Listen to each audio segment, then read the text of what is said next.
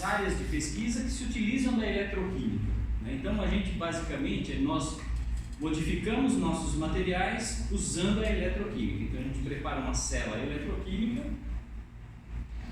e a gente pode modificar o nosso material. Uma dos resultados da modificação é, por exemplo, mudar o estado óptico do nosso material. Então uma célula eletroquímica a gente pode representar por uma cuba onde tem um líquido, que para nós é um eletrólito, onde se mergulham eletrodos, como a pilha de Alessandro Volta, de 200 anos atrás, e entre esses eletrodos você pode aplicar diversos tipos de sinais elétricos. E você faz uma leitura da resposta disso. Que resposta? Então você pode aplicar, por exemplo, um sinal de tensão contínua, seria representada por um símbolo desse tipo, uma fonte de tensão contínua, polo positivo e negativo. E como resposta a isso, você pode fazer uma leitura do que está acontecendo com o seu sistema, ou você pode fazer uma leitura do sinal que você aplica, e você pode fazer uma leitura da corrente que passa por dentro do seu sistema. Então aqui você tira o valor da corrente que está passando no sistema e o valor da tensão que você está aplicando no sistema. Basicamente a eletroquímica é isso, é você aplicar um sinal e ler a resposta no corrente do seu sistema. Certo? Essas formas de tensão elétrica que você pode aplicar, se a gente pegar a tensão no tempo, você pode aplicar uma tensão contínua, é uma forma de sinal que você pode aplicar, e o sistema vai te dar uma resposta em corrente. Como seria a resposta em corrente para um potencial desse tipo? A resposta em corrente seria algo decrescente no tempo. E assim você tira informações do seu sistema eletroquímico. Outra forma de sinal que você pode aplicar é um sinal, por exemplo, de tensão variável, e como resposta de corrente, ela pode, dependendo os valores dessa tensão, você pode ter um sinal de corrente constante sendo aplicado no seu sistema. Então, você muda a forma do sinal de tensão que você aplica, a resposta de corrente muda conforme o sinal que você aplica. Ok? Uma outra forma de trabalhar com essa fonte, ao invés de ser uma fonte de tensão de corrente contínua, né, de direct current, você pode trabalhar também com um sinal de excitação da célula eletroquímica alternado no tempo. Você pode trabalhar com um sinal alternado, certo? Se você trabalhar com um sinal alternado, no tempo, a sua tensão, ela será então um sinal, por exemplo, senoidal. Acreditem que isso é uma senoide simétrica. E numa célula eletroquímica, você vai ter uma resposta em corrente também, sempre assim. Você aplica um sinal e tem a resposta de corrente. Ok? Na célula eletroquímica, como você tem o seu eletrólito é feito de espécies iônicas, né? Você tem N efeitos dentro do seu sistema, que é, na verdade, resultado da interação entre a superfície do seu eletrodo com as espécies carregadas do seu eletrônico, né?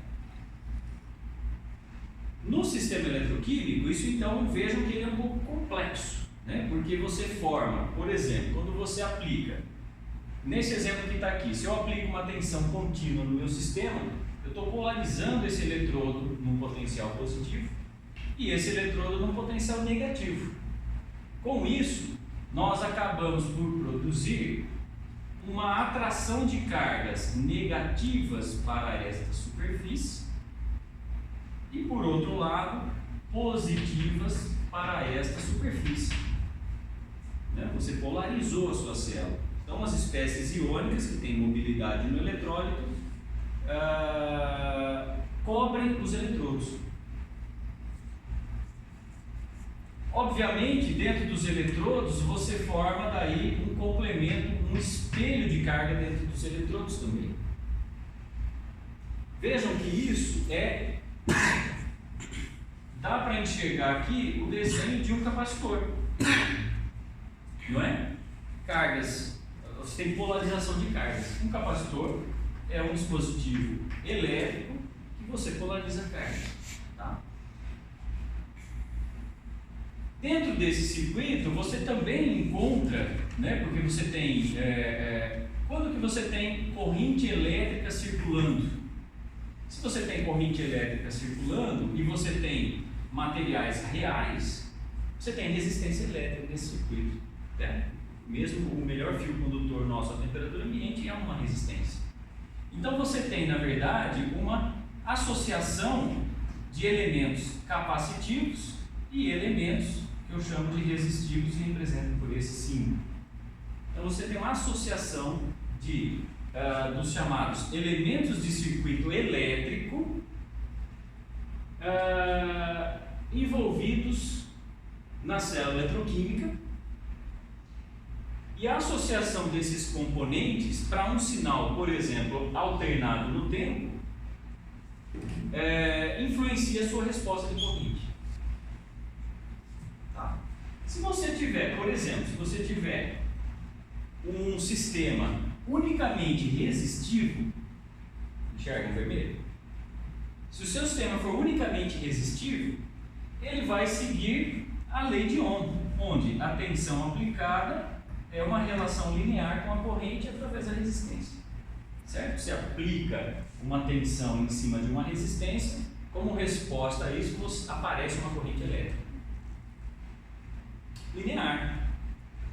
Então, para um sistema puramente resistivo, a tensão elétrica vai se superpor, ou melhor, a corrente elétrica vai se superpor à tensão elétrica. Certo? Apenas a corrente é que vai ter o valor da corrente é determinado pela resistência, mas seriam sinais senoidais em fase. Tanto a tensão quanto a corrente estariam em fase se o único elemento do circuito envolvido fosse uma resistência elétrica. Okay? Mas você pode ter, então isso seria a representação de um circuito desse tipo, um sinal alternado aplicado em cima de uma resistência elétrica. Mas, e se o seu sinal alternado fosse aplicado em cima de uma composição de elementos de circuito, não mais só uma resistência, e sim um capacitor também? Ok? E, obviamente, eu posso medir a corrente elétrica aqui. E eu quero saber, então, como que essa corrente elétrica vai se comportar agora, essa corrente elétrica verde. Como que ela se comportaria? Então, ela estaria em fase com o meu sinal de tensão também? Não. Então, sempre que eu tenho um elemento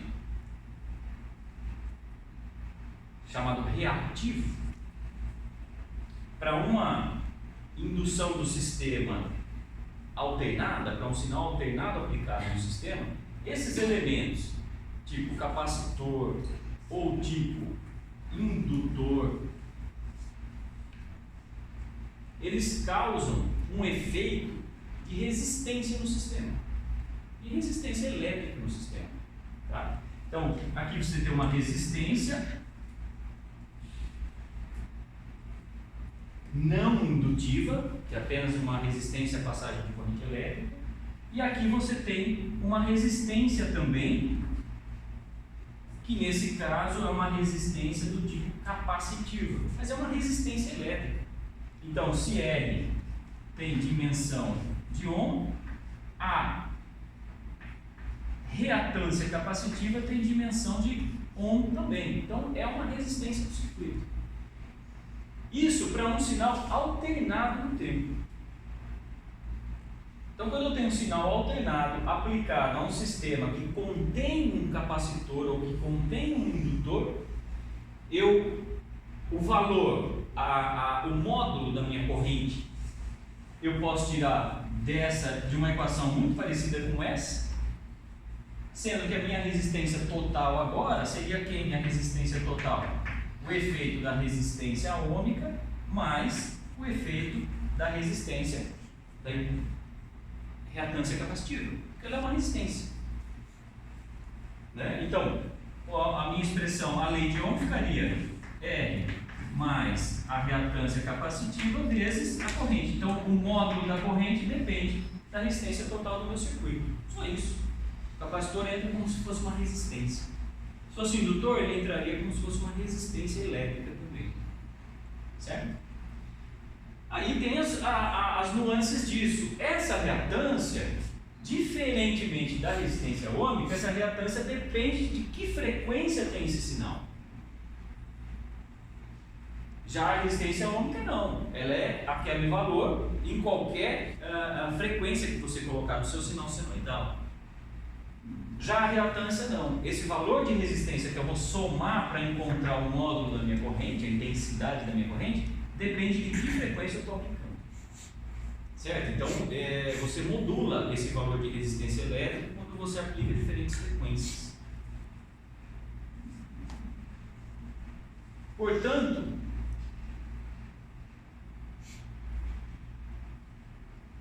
eu altero o sistema não só em módulo por causa da reatância, mas eu causo também quando eu tenho um elemento reativo num sistema oscilante, quando o meu sinal é oscilante no tempo, né? Eu tenho uma tensão máxima, uma tensão mínima e uma tensão no sentido invertido. Tá? Então, se eu tinha um campo elétrico aplicando para cá nesse momento, né? Um campo elétrico para cá, nesse ponto o campo elétrico está para cá.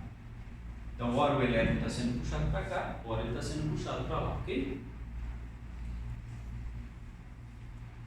Então, o elemento reativo, ele não só causa a modulação da corrente como um efeito de resistência, como ele causa uma defasagem no sinal tensão-corrente.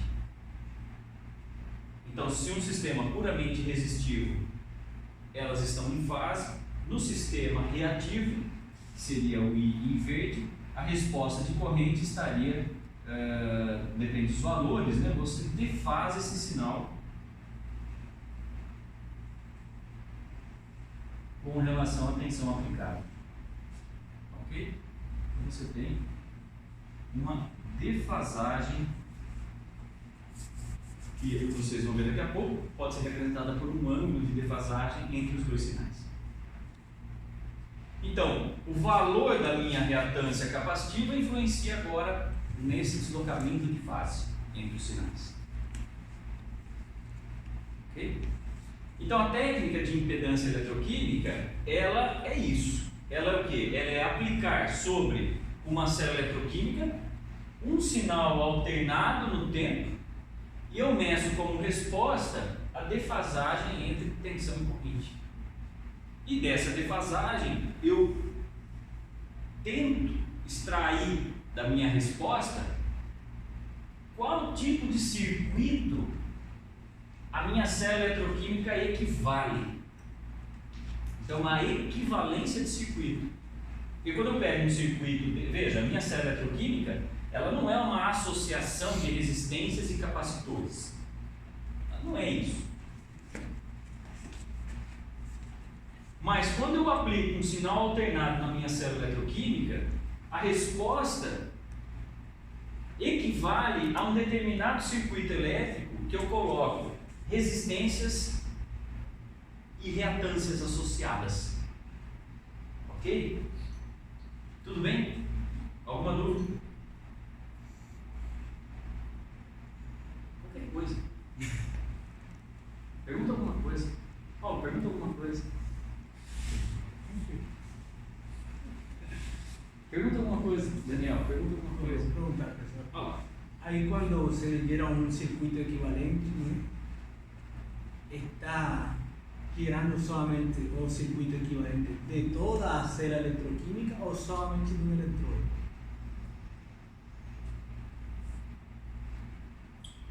Você tem que fazer uma pergunta que eu sei responder. Eu só não falei isso, esse detalhe. Veja, você está olhando a célula inteira, né? Mas, quando você monta uma célula de 3 eletrodos, né, você basicamente está olhando a resposta de um eletrodo só. Tudo que está acontecendo com um eletrodo só. Mas, o seu outro eletrodo é importante sim para você fazer uma boa análise. Tá? Mas a minha resposta seria essa: com uma célula de 3 eletrodos, onde um deles é o seu referência, né,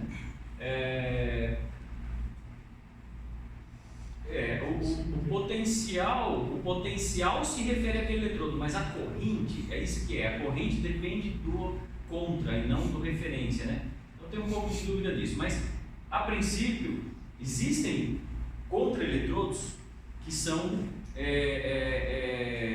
padrões, certo? Então tudo é comparado àquele padrão. Então eu troco o meu eletrodo de trabalho e o meu eletrodo de contra-eletrodo fica fixo. Então eletrodos aquosos de calumelano ou uma platina, entende? Alguma coisa que ele é padrão.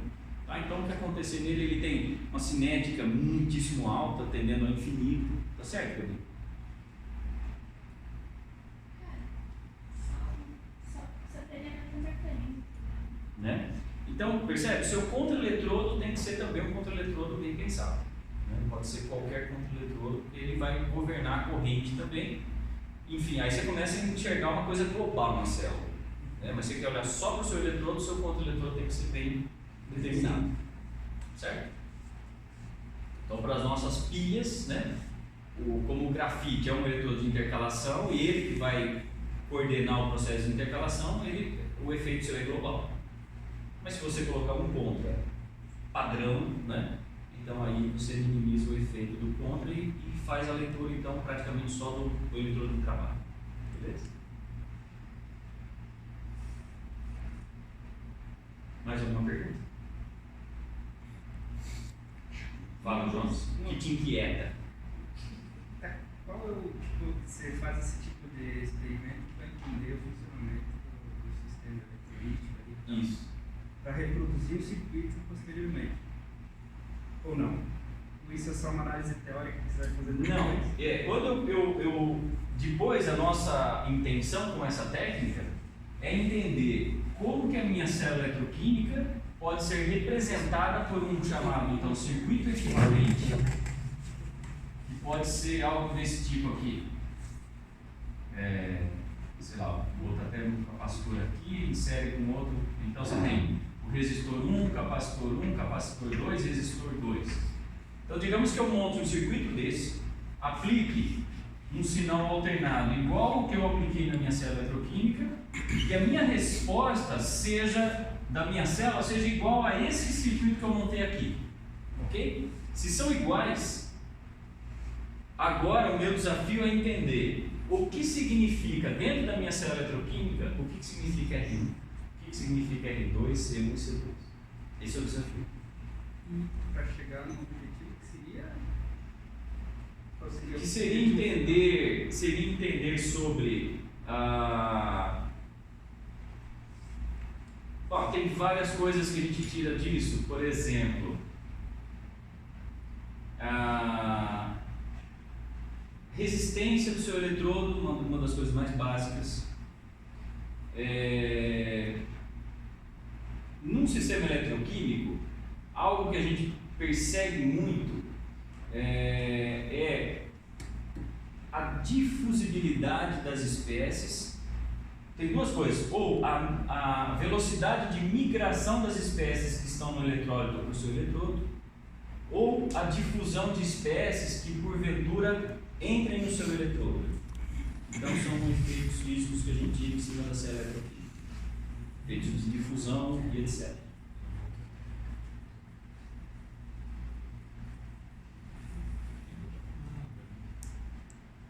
Tá?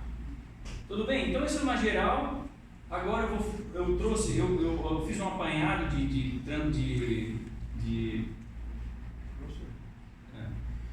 Como é que como é que vai saber exatamente como caracterizar um circuito do tipo, bom, RL, RC, baseado nos dados da célula eletroquímica? Ou seja, como é que você vai conseguir enxergar que é um comportamento desse tipo, indutivo, capacitivo, numa célula eletroquímica?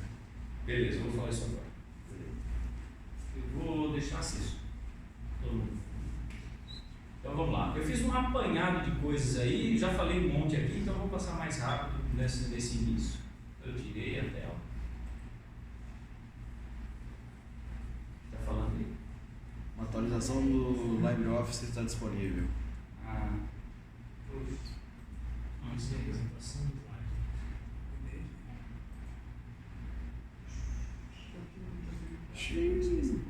é assim mesmo, não tem problema não. Mas dá pra aumentar, pelo menos. Hum? Acho que aqui não, né? Mas você vai usar.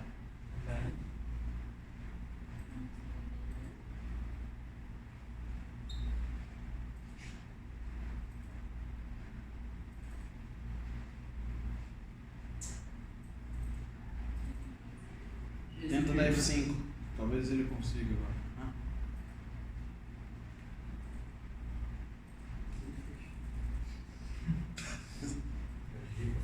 Ah, não, mas é assim. Tá. Não sei porque ele foi lá para trás.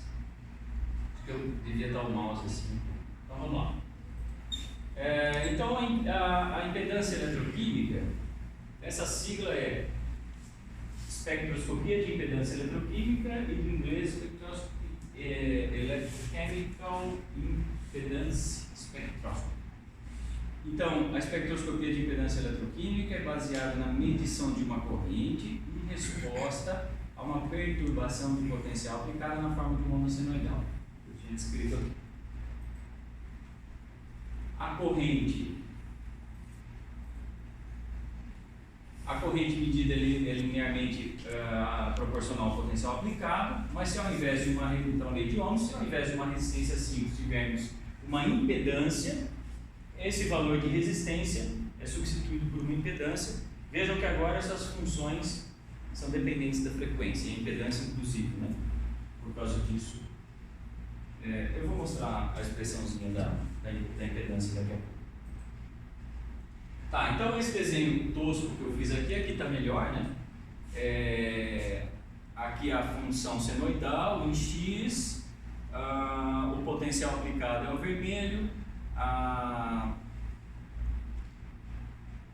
é o vermelho porque tem uma setinha ali, e o amarelo, então obviamente é a resposta em corrente, por exemplo, desse cara. Então dá para ver aqui uma diferença em ângulo, em fase, né, desse ângulo da função alternada. Tá? Então lembrando que uma função senoidal ela pode ser um V0 e quem modula esse sinal é um ômega-t mais φ. Então esse ângulo de fase seria esse cara aqui para um sinal alternado, só está faltando o seno.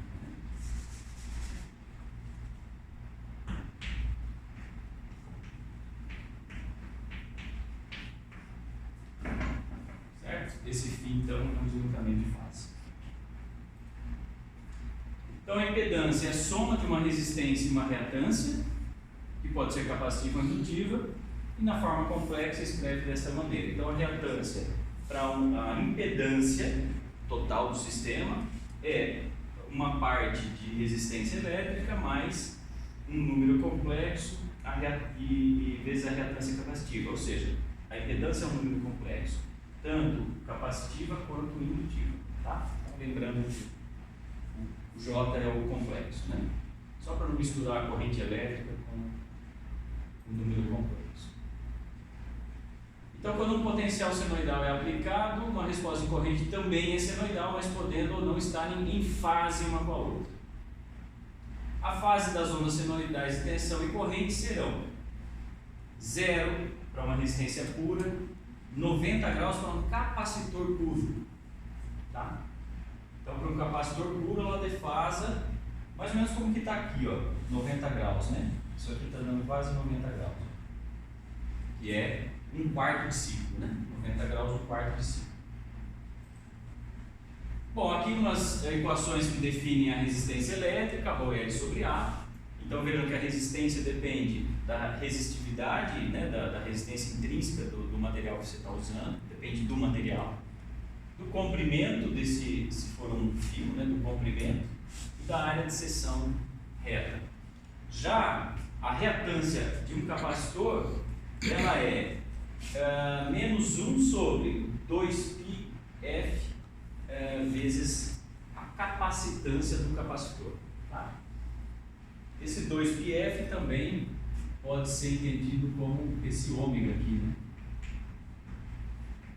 2πf pode entrar ali como então menos 1 sobre ômega c. Daria em radianos por segundo, 2πf, né?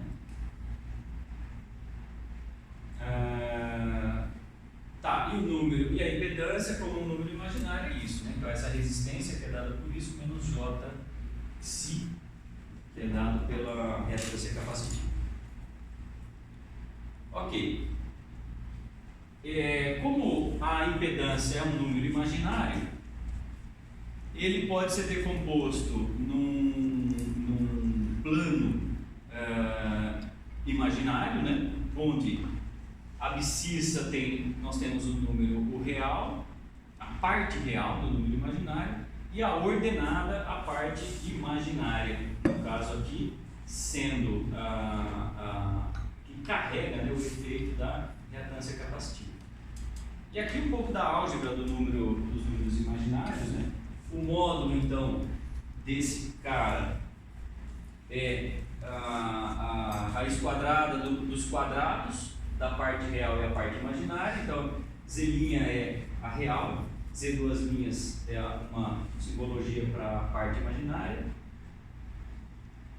Em termos dos ângulos de fase desse cara, a Z' é a decomposição em cosseno e Z duas linhas a projeção, né, desse segmento de reta ou desse vetor, né, desse fasor ou do módulo da impedância. Então, o módulo da impedância é a raiz do quadrado e os componentes da impedância, a parte real vai com cosseno e a parte imaginária vai com seno. Então, se eu sei a parte real e imaginária, eu estou fazendo a tangente do ângulo, ou seja, o ângulo é o arco tangente da imaginária sobre a real. Eu tiro então o ângulo de fase entre esses dois sinais, certo? Então, basicamente é isso que a leitura, né, que o Maurício perguntou. O que a gente lê do sistema? A gente lê isso. A gente lê parte real, parte imaginária, e ambas na unidade de resistência elétrica, certo? Professor, posso? Então, a fase é o que vai indicar qual circuito a gente tem, que representa, no caso, a célula eletroquímica. Daí, tipo, lá no lado, consigo imaginar mais próximo os experimentos que o Daniel e o Gustavo fazem nos filmes. Acho que está correto. Põe os 3 eletrodos, coisinha com o eletróleo e tal. E daí no arco vai ver essa fase, no caso? O arco vai ver essa fase. Ele vai medir a defasagem. Então, o equipamento de impedância está preparado para isso, para medir essa resposta, para medir essa defasagem entre os dois sinais. Porque ele sabe quando é que a tensão chega no máximo e quando é que a corrente chega no máximo, por exemplo. Então eu sei o tempo que eu levo para chegar no máximo desses dois sinais. Então com esse tempo eu sei a fase desses dois sinais, por exemplo. E é um ângulo, já dá um ângulo, no caso. Gera um ângulo. É tido como um ângulo. A defasagem desses dois caras é tido como um ângulo. E tem fixo, tipo, para 30 graus é um tipo de circuito? Sim. Vou falar isso já. Está chegando lá. Só pode voltar. Não sei se eu posso, mas vamos lá. Posso. Fisicamente, ¿qué me indica essa reta? Essa reta? Isso.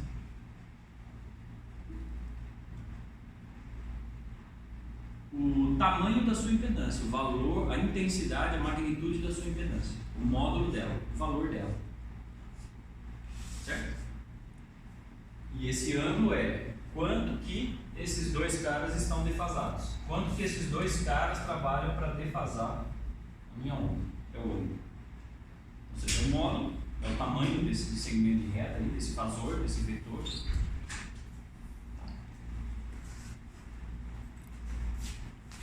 Muito bem, então, chegando um pouco agora, indo mais para a prática, a aplicação de tudo isso, né? Então, existe uma maneira de apresentar os dados extraídos de um experimento de impedância, e um dos modos é o gráfico chamado de Bode.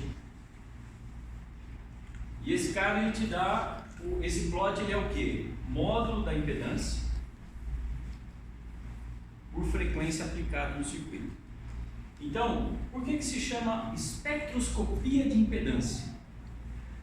Porque eu estou descobrindo o valor da impedância em diferentes frequências. Por isso que é uma espectroscopia. Sempre que a gente faz uma espectroscopia, você está avaliando.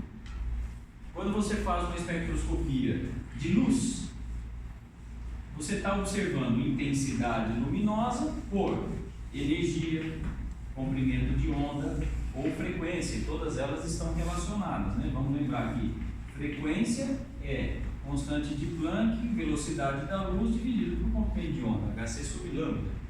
Vamos lembrar aqui, energia é constante de Planck vezes frequência. Então percebam, se eu falo em frequência, eu estou falando em comprimento de onda. Se eu falo em energia, eu estou falando em frequência. Então sempre que o meu eixo, abscissa, for uma frequência, eu estou falando de uma espectroscopia. Tá?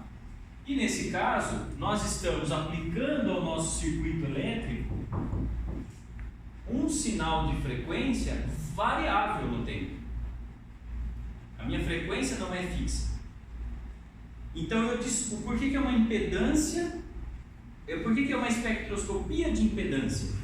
Porque eu vario a frequência do meu circuito para descobrir as diferentes impedâncias que o meu circuito responde nas diferentes frequências. Falando de outro jeito, quer dizer, eu vario a cada ponto de frequência que eu aplico no circuito, como a minha reatância capacitiva depende da frequência, não é isso?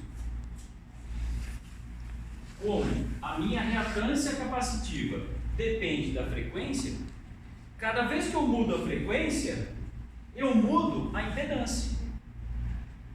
Certo? Porque a impedância depende da reatância, a reatância depende da frequência. Em cada frequência, eu tenho um valor de impedância do circuito diferente. Por isso que eu estou fazendo uma espectroscopia de impedância. Lembre-se, impedância é uma resistência. É uma resistência que o circuito tem a oscilar a corrente elétrica. É uma resistência, impedância. Então eu estou fazendo uma espectroscopia de impedância. O que eu estou fazendo?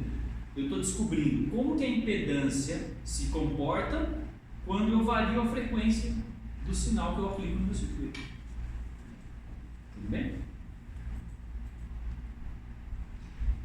Por isso então que se chama espectroscopia de impedância. Eletroquímica é porque muitos estudos são feitos na célula eletroquímica e essa técnica ajudou a desvendar e ajuda a desvendar muitos fenômenos no sistema eletroquímico.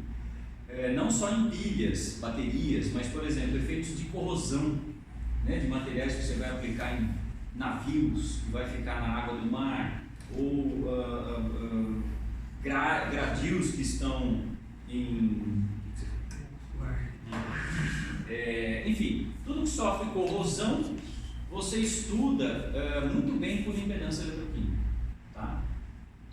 Então aqui nós temos o gráfico de Bode, é um dos que representam o resultado quando você aplica um sinal senoidal com frequência senoidal de frequência variável, percebe? Você sai de décimos de Hertz até megahertz. Você está com décimos, aqui está com 0,1 Hz, né? 1, 10 a menos 1. Então, menos 1, depois vem 1, 10, 100, 1000, 10 mil, 100 mil, 1 milhão. Você está com 7 ordens de grandeza. Sai de 10 a menos 1 para 10 a sexta. São 7 ordens de grandeza de sinal. É muito grande essa variação, certo? Então você está varrendo em frequências um espectro amplo. Bom, aí Deus ajuda a gente, quem estuda e quem batalha, né? E aí você tem que interpretar isso. O que é isso? Então aquela essa pergunta, o que é isso? Né? O que nós estamos vendo aqui, uma leitura simples, é o seguinte, que a impedância do circuito, ela tem um valor máximo até um certo valor de frequência, depois ela decai e vai para um valor mínimo. Beleza, eu fiz uma leitura tosca do gráfico. E o que aconteceu com o ângulo de fase? Ele era próximo de zero, ele aumentou, olha, exatamente nessa transição onde o módulo diminui, o ângulo de fase aumenta. Então, eles têm uma correlação, né? Como deveria ser. Então, esse cara chega ao máximo, próximo de 90 graus, e depois diminui. Então, esse é o gráfico de Bode. Tá, mas isso aí quer dizer o quê? Calma, vamos para frente. Tá? Outro modo de representar uma impedância eletroquímica, uma espectroscopia de impedância, a gente pode até tirar o nome eletroquímico, né? Porque serve para circuitos elétricos, não precisa ser eletroquímico. Então a gente podia chamar de espectroscopia de impedância. Tá? Eu estou fazendo então espectroscopia, eu estou variando a frequência. E de impedância, então eu estou medindo a resposta de impedância do meu circuito. Então, espectroscopia de impedância. Se é eletroquímica, depende do que você está analisando. Então, o gráfico, eu sempre escutei dizer que esse nome se pronuncia Nyquist. Nyquist. Se está certo, eu não sei. Eu sempre ouvi assim e estou reproduzindo. Tá? Aqui ele já faz um plot diferente. Ele já perde essa clareza que você tem uma espectroscopia, né, de frequência, que seria uma espectroscopia de impedância, certo? Você perde essa referência. Então, o gráfico de Nyquist, ele já vai plotar a parte real da sua impedância versus a parte imaginária da sua impedância.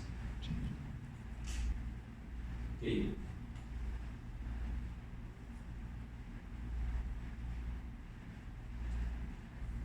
Eu não coloquei aqui, até podia ter colocado, mas cada pontinho desse é obtido em uma frequência particular.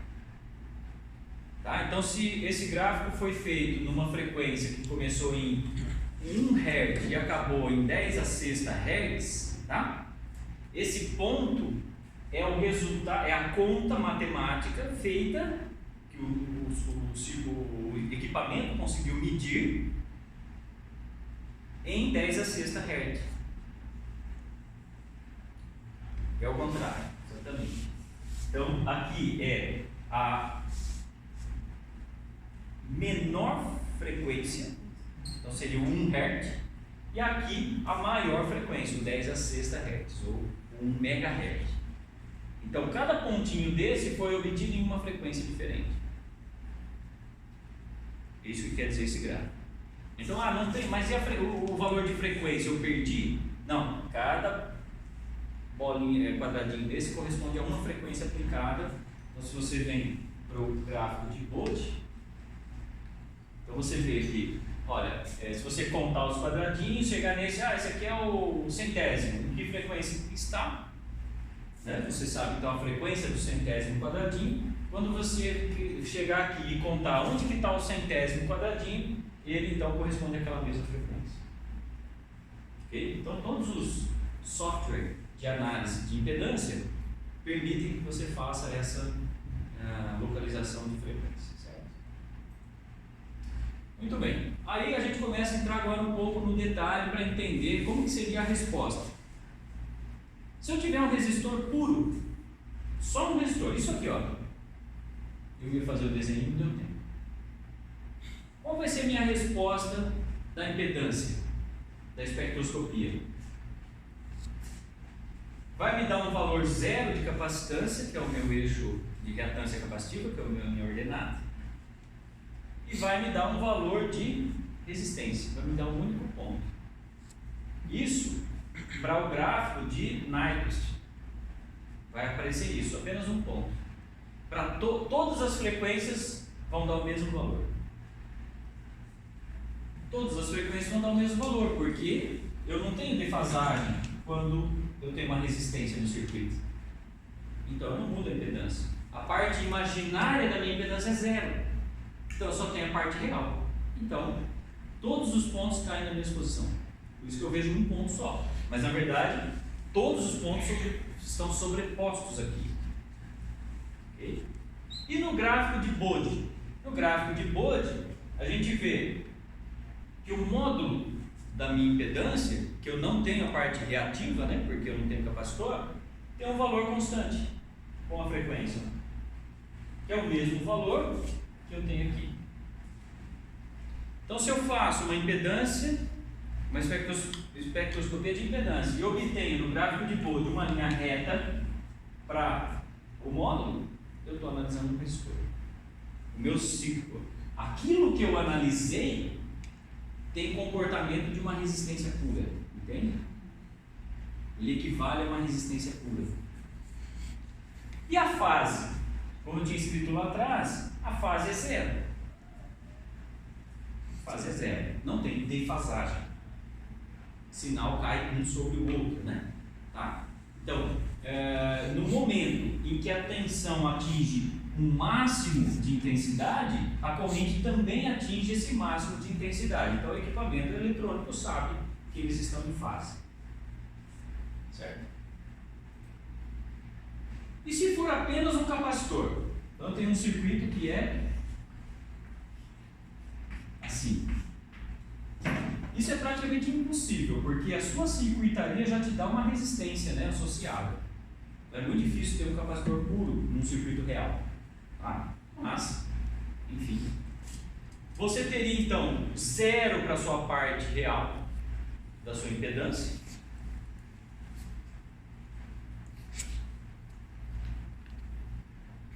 E a sua reatância capacitiva, né, a sua parte imaginária, ela varia. Lembra que a reatância depende do inverso da frequência. Cada pontinho desse corresponde a uma frequência determinada que você está aplicando no gráfico de Nyquist. No de Bode, você tem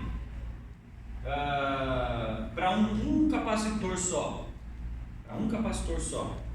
você tem um ângulo de fase constante E igual a 90, certo? E uma linha para na escala logarítmica da frequência e do módulo da impedância, log, esse cara tem inclinação de -1, aí você tem então um capacitor puro também. Então são as duas maneiras de enxergar um capacitor puro.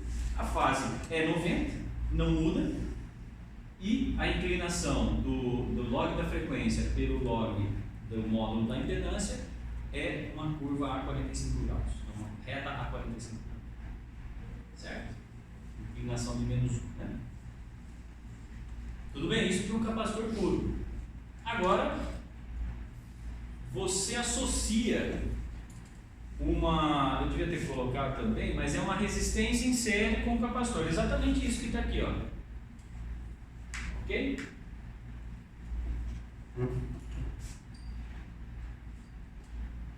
Olha a diferença, olha esse gráfico de Nyquist para uma impedância vindo do resistor mais uma impedância vindo do capacitor, que ele é igual ao anterior, não é? Para o capacitor puro.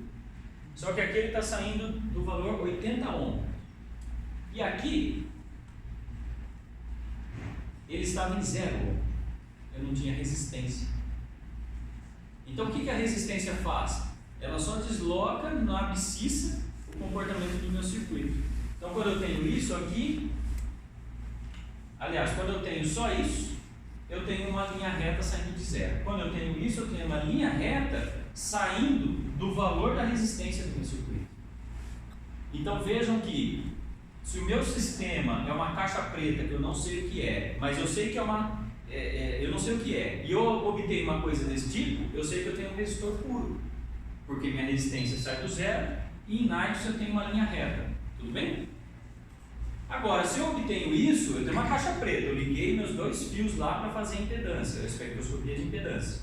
E eu obtive uma reta, mas eu tenho um valor diferente de zero na abscissa, então eu faço a leitura que eu tenho uma associação em série de um capacitor com resistor. Certo? Então, dentro daquela caixa preta, tem um circuito desse tipo. E aí, o que acontece com o gráfico de Bode? Né? Então, olha, ele sai de um certo valor, depois tende a ficar constante aqui embaixo, né? Ir para um valor mínimo aqui. E a fase? A fase ele sai de 90, olha que interessante, ó. A fase ela sai de 90. Quando eu tenho essa transição, ele diminui e vai a zero a fase. Quem dá um chute por menos o Paulo? Quem que dá um chute? Por que isso acontece?